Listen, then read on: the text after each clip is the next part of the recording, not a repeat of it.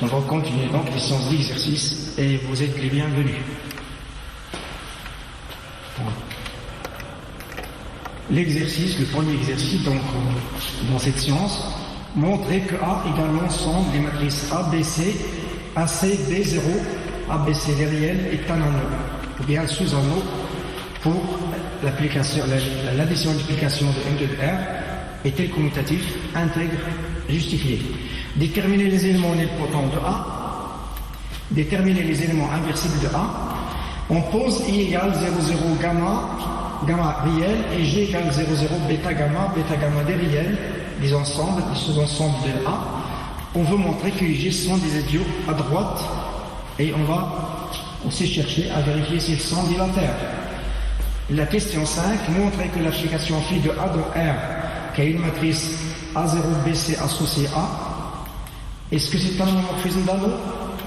Déterminer le tiers de phi et l'image de phi, savoir si phi est injective, surjective et justifier votre réponse, puis on va appliquer le théorème, le premier théorème des homomorphismes. Alors pour la première question, avec l'addition d'application de M2 de R, on va juste vérifier que c'est un sous-anneau de M2 de R, comme je l'ai dit tout à l'heure. On a A est différent de vide car il contient l'élément, l'identité, la matrice identité 2, donc il y a un M2 de R. Puis vous avez pour M, M' dans A, on a M moins M', il est clairement un élément de A, et aussi M' qui est un élément de A. Donc A est un sous-anneau de M2 de R, et c'est donc un anneau. S'il vous plaît, à repérer aussi ce point, l'élément neutre doit toujours, pour notre définition, le sous-anneau doit toujours contenir l'élément neutre de l'anneau. A n'est pas commutatif, en effet, si je prends M égale 1, 0, 1, moins 1, et N égale 1, 0, moins 2, moins 1 des éléments de A, alors le produit Mn, M fois N, c'est 1, 0, moins 1, moins 1, et Nm, c'est 1, 0, 3, moins 1. Donc les deux éléments, les deux produits Mn sont bien différents, il est différent de Nm, donc ce n'est pas intègre. Donc ce n'est pas commutatif, s'il vous plaît. Ce n'est pas commutatif. Vous savez, les deux produits ne sont pas les mêmes, donc ce n'est pas commutatif. La même chose, on va montrer que A n'est pas intègre. Par exemple, si vous voulez, quand on dit n'est pas, il suffit d'un contre-exemple.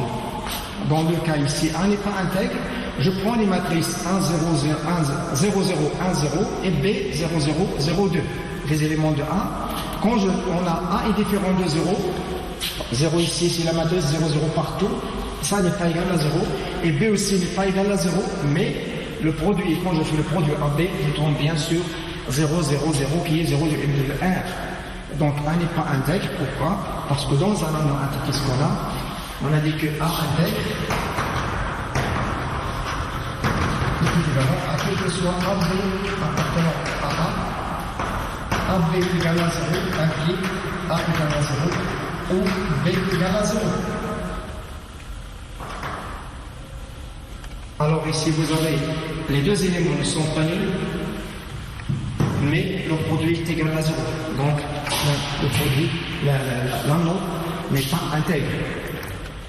La deuxième question, on détermine les éléments nilpotents, on prend une matrice ABC, on va donc chercher, et R en entier, on va calculer D à la puissance R, avec delta ici, delta c'est une expression, c'est des produits des sommes de A et B, de puissance de A et B. Donc, alors dr est égal à 0 de M2, obligatoirement on aura ici AR0, BR0, delta égale à 0. Donc pour ce qui m'intéresse moi, c'est AR égale à 0, BR égale à 0.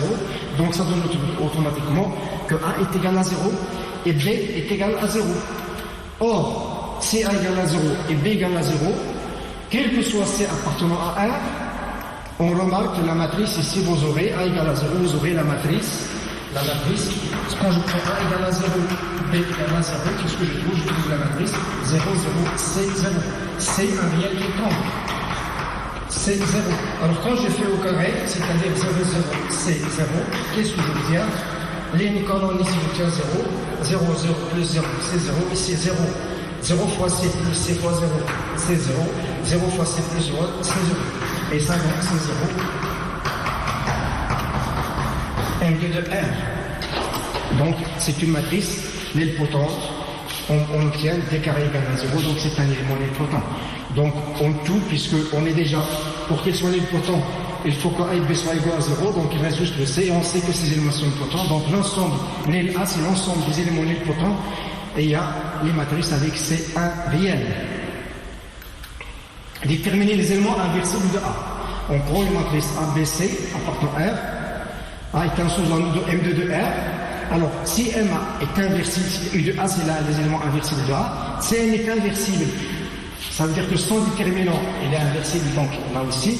Son déterminant est différent de 0. Et M-1 doit être dans A. Alors, on cherche ici les éléments inversibles dans A, donc son inverse doit être dans A. Or, déterminant de M est égal à AB. Alors, M appartient à U de A, ça veut dire équivalent à A est différent de 0 et B est différent de 0. On cherche alors son inverse dans A, donc on prend N égale à prime 0, C prime B prime, tel que Mn égale à N égale à I2. Après calcul, je vous laisse souvent donc de faire le petit calcul, vous trouvez A prime égale 1 sur A, B prime égale 1 sur B, C prime égale moins C sur AB. Et donc on trouve les éléments inversibles de A. En tout, c'est U de A égale l'ensemble des A0, C, B, tel que AB non nul. Évidemment, de R étoile. La quatrième question, donc, le petit a, on cherche à savoir si I égale 0, 0, 0, gamma, gamma 1 réel, cet ensemble est un idéal à droite de A. On a I différent du vide car il contient la matrice nulle. Pour gamma 0, 0, gamma, 0, 0, gamma prime dans I et ABC, A0, CD dans A, on a la différence des deux matrices reste, vous le remarquez ici, elle reste dans I. Et quand je multiplie avec un élément de A à droite, elle reste dans I. Donc c'est un idéal à droite de A. Elle n'est pas bilatère. Je donne un contre-exemple.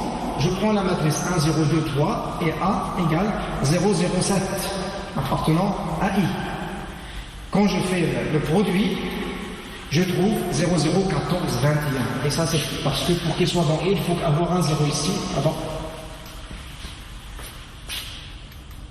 Voilà, je suis là, donc j'ai dit il faut avoir un 0 là-bas, donc c'est pas nul, donc il n'est pas dans I, donc il n'est pas un idéal à gauche, donc il ne peut pas être un idéal bilatère. Un idéal bilatère, c'est un idéal à droite et à gauche. On fait la même chose avec J qui est égal 0, 0, bêta, gamma, tel que bêta, gamma dans R, cet ensemble, est-ce que c'est un idéal à droite?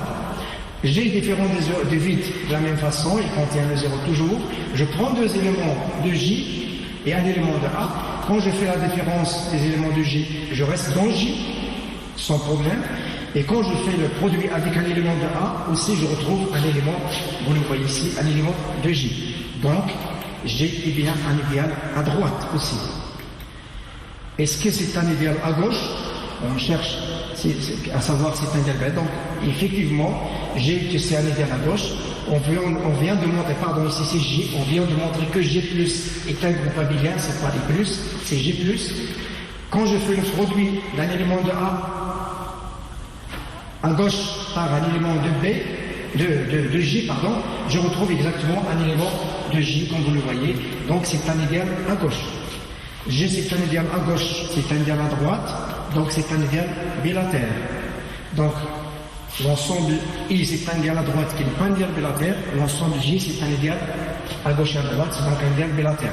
Je prends alors la question 5a, l'application phi de A dans R à une matrice de A qui correspond le petit A là, vous voyez, donc c'est un homomorphisme, on va essayer de le voir. Je prends Mn des matrices dans A. Quand je fais la somme, je retrouve exactement ce que vous voyez ici. La même chose pour Mn.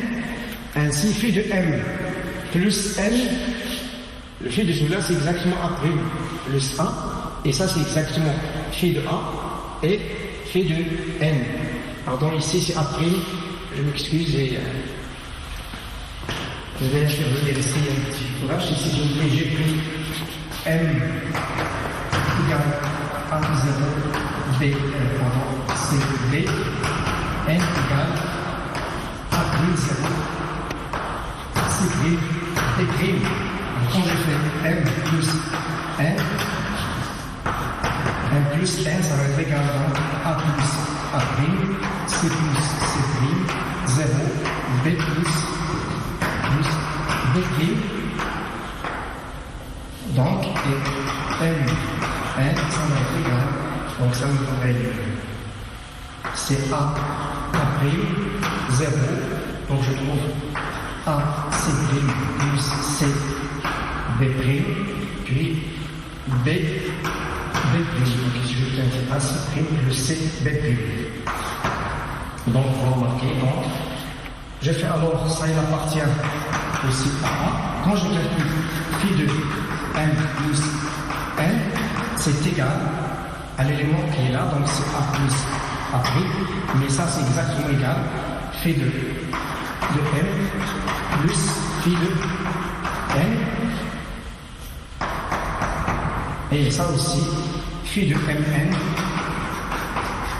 c'est exactement A prime, mais A c'est phi de m, et A prime c'est phi de n. Donc voilà, il y a une petite erreur de prime à ce niveau-là, attention. Donc, puis je cherche pour un homomorphisme, pour nous, il faut qu'il garde l'élément unité, transforme en élément unité. Donc vous avez ici 1 ACI2, et quand je calcule le phi de 1A, je trouve exactement c'est le 1 qui est ici. Par conséquent, phi est un homomorphisme d'amour. Déterminer le cœur de phi et l'image de phi. Je prends M un élément de A, ABC, donc le 0 en bas à gauche. Alors, M il est dans le cœur de phi, c'est-à-dire que phi de U égale à 0, c'est-à-dire que A égale à 0, donc M va se retrouver avec 0, 0, BC. Puisque 0, 0, BC il appartient à J, ça c'est un élément de J, et bien le J qu'on a vu c'était l'ensemble du matrice de cette forme-là. Donc, le cœur de phi, un élément qui est dans le cœur de phi, il prend cette forme, donc il est dans J. Donc le cœur de phi il est inclus dans G. Or, quel que soit n appartenant à J, phi de n est égal à 0. Parce qu'un élément de J, c'est comme ça, son image c'est le 0 qui est ici, donc ça veut dire que J aussi l'inclusion inverse. Par conséquent, cœur de phi, c'est l'idéal J. Et si on n'avait pas montré que c'était un idéal bilatère, on peut le déduire ici, parce qu'on avait montré en sciences de cours que le cœur dans le homomorphisme, c'est toujours un idéal bilatère. Déterminer pour l'image de phi, donc je vais prendre un élément A appartenant à R en posant M égale à 0, 0, 0 partout, donc sauf la petite composante qui est égale à A, on voit que phi de M est égal à A. Et par suite, phi de M est égal à R. Donc vous remarquez ici, chaque réel, je peux trouver une matrice dont il est l'image. Ça veut dire que phi de M égale à A, et par suite, l'image de phi. Et ça montre aussi que phi est surjective, que l'image de phi est égale à R. Exactement cette définition d'un homomorphisme d'une application surjective. F est l'injective surjectifiée, donc on vient de justifier la question que l'image de phi est égale à R, donc comme je l'ai expliqué que phi est surjective. Cependant, phi n'est pas injective. Pourquoi? Parce que cœur de phi est égal à J, qui n'est pas l'idéal nul. Donc il est différent de 0. Appliquer le premier théorème des homomorphismes. On sait que A sur cœur de phi est isomorphisme. Le A sur cœur phi est isomorphe à l'image de phi, c'est le premier théorème des homomorphismes. Ici, le cœur de phi, c'est le J, et l'image de phi, c'est le R. Donc, on obtient exactement A sur J est égal, est isomorphe à R. R est un corps.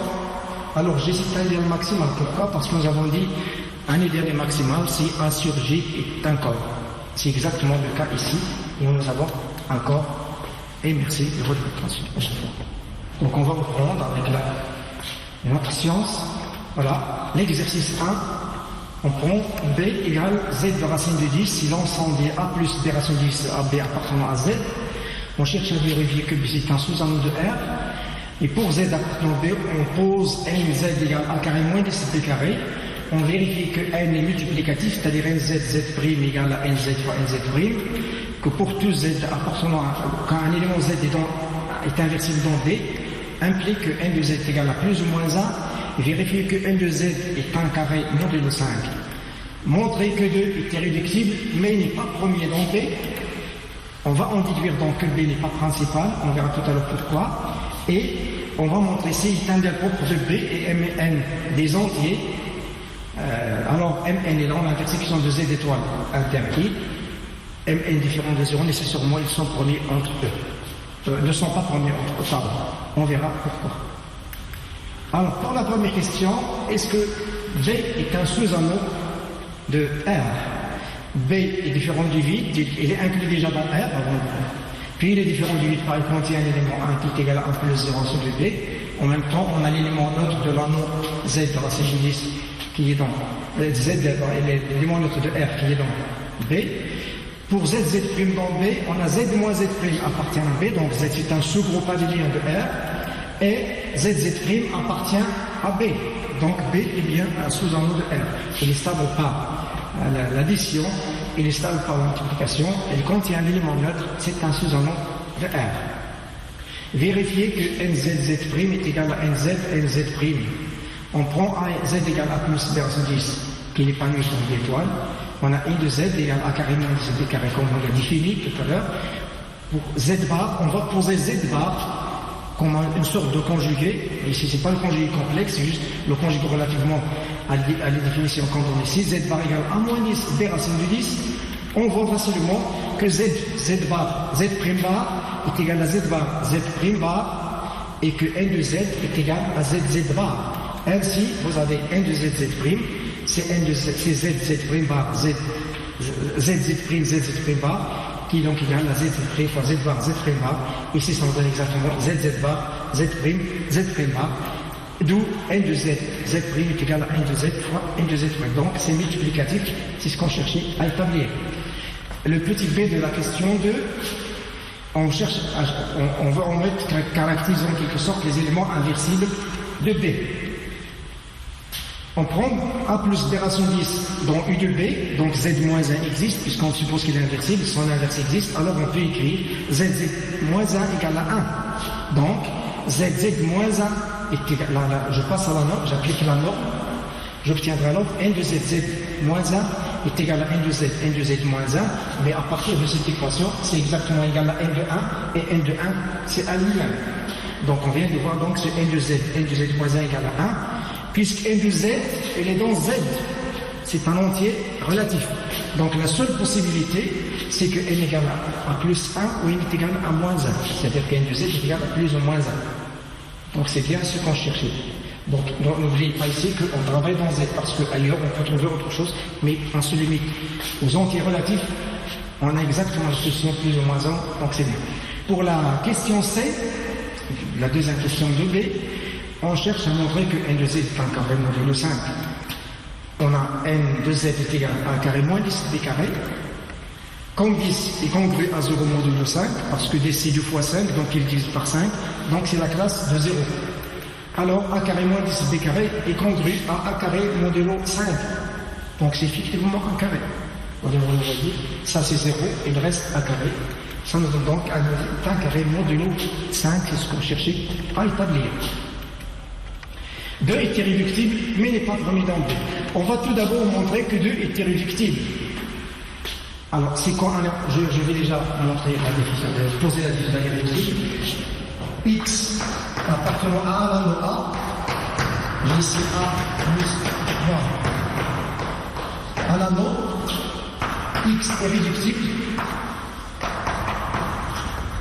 si, quel que soit AB appartenant à A, X égale à AB implique A appartient à I de A ou B appartient à I de A. Dans un autre langage, les seuls diviseurs de X, c'est les associés et les éléments inversibles. Donc on va utiliser cette définition qu'on a donnée déjà en cours. Nous avons donc, je prends ZZ' appartenant à B avec 2 égale ZZ'. On va essayer de montrer que Z ou Z' est inversible. On passe toujours à la norme, j'applique la norme, donc N de ZZ' est égal à N de Z' est égal à N de 2, N de 2 est égal à 4. Donc on obtient N de Z est égal à 4. Nous avons les cas suivants. On est dans N, ou bien dans Z, donc soit que N de Z est égal à plus ou moins 1, 1 de z' est égal à plus ou moins 4, c'est-à-dire 1 de z égale à moins 1, 1 de z' égale à moins 4, ou bien 1 de z égale à 1, 1 de z' égale à 4. Dans les deux cas, ça nous montre ici que z est de b. Pour le cas de 1 de z égale plus ou moins 4, 1 de z' égale plus ou moins, ici on a des rôles symétriques, donc ça nous donne exactement que z' est dans u de b, donc c'est bien, ça répond à ce qu'on cherche. Le cas 3, 1 de z égale 1 de z' égale à plus ou moins, c'est-à-dire 1 de z égale 1 de z égale à moins 2, ou bien 1 de z égale 1 de z' égale à 2. Ceci est impossible. Pourquoi? Car pour AB dans Z, vous avez agrément ici un carré modulo 5.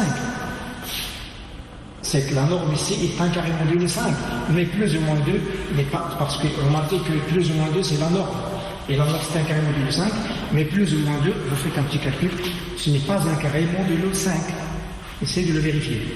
Si plus 2 n'est pas un carré, moins n'est pas un, donc on ne peut pas avoir cette situation, c'est-à-dire 1 de z' égale 1 z égale à plus ou moins 2, pas possible. Ainsi, 2 égale z' implique que z appartient à u de b ou que z' appartient à u de b. C'est-à-dire que 2 est un élément irréductible dans B. C'est bien. 2 est irréductible mais n'est pas premier dans B. Ensuite, on est en train de montrer alors qu'il n'est pas premier. Pourquoi? En effet, donc, on donne un petit exemple. 2 divise 10, parce que c'est 2 fois 5 dans B. 10 appartient à 2 appartient à B, 5 appartient à B, parce que Z est inclus dans B. Donc 2 divise 10. Mais on peut encore écrire 10, c'est racine de 10 fois racine de 10.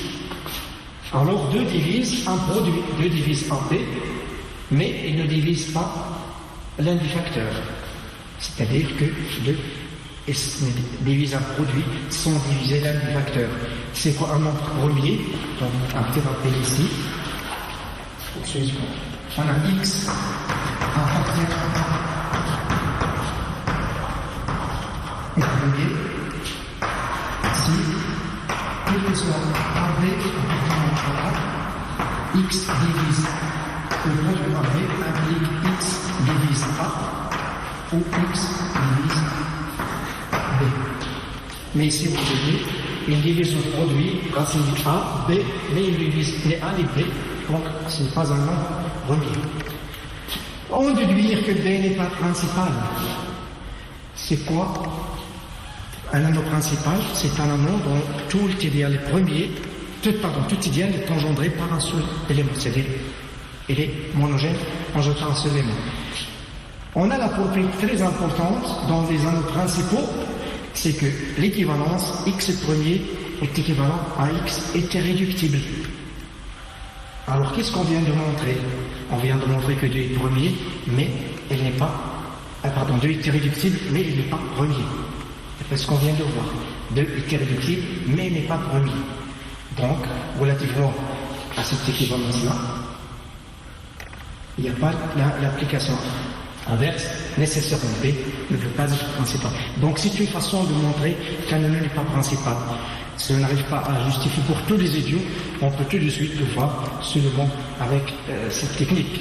Donc on passe donc à la question 6.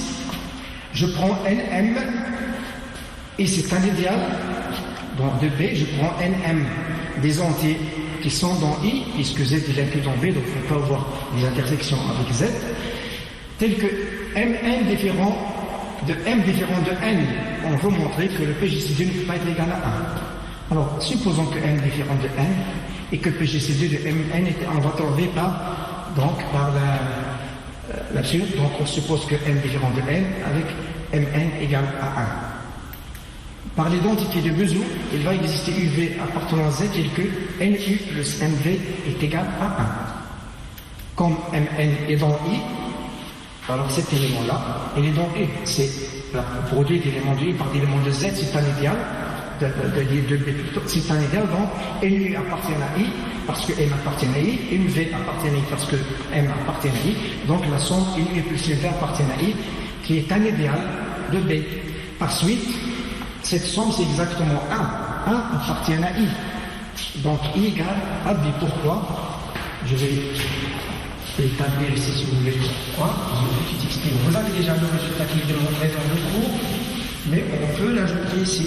Pourquoi? Parce qu'on a montré que 1 appartient à I. Alors, c'est ce qu'on a montré. Alors, quel que soit X, quel que soit Z appartenant à B, on a Z fois 1 appartient à I, car I, c'est un idéal, donc quand je multiplie tout élément multiplié par un élément idéal, ça reste un idéal. Ça veut dire quoi?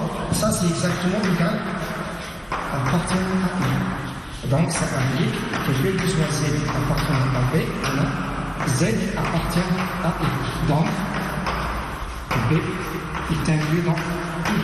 Or, et c'est un sous-ensemble de B, donc automatiquement vous avez I égale à B.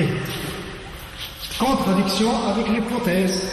Pourquoi? Parce que dans l'hypothèse, c'est un idéal propre. À souligner ici, s'il vous plaît. On a besoin d'autres crayons. Ici, c'est un idéal, dans la question d'écrire, c'est un idéal propre. C'est-à-dire, I strictement inclus dans B. Voilà. Donc vous le voyez, donc ici c'est un idéal propre, strictement inclus. Donc il est inclus, donc ici on est dans l'égalité, contradiction avec l'inclusion stricte qui est ici. Donc on ne peut pas avoir cela. Donc on a une hypothèse nécessairement, PGCD ne peut pas être égal à 1, donc obligatoirement il est différent de 1. Donc on peut gérer ça à un anneau quelconque. C'est un anneau qui contient Z. On peut générer cela. Et comme ça, donc ainsi prend fin notre science. Merci, bon courage.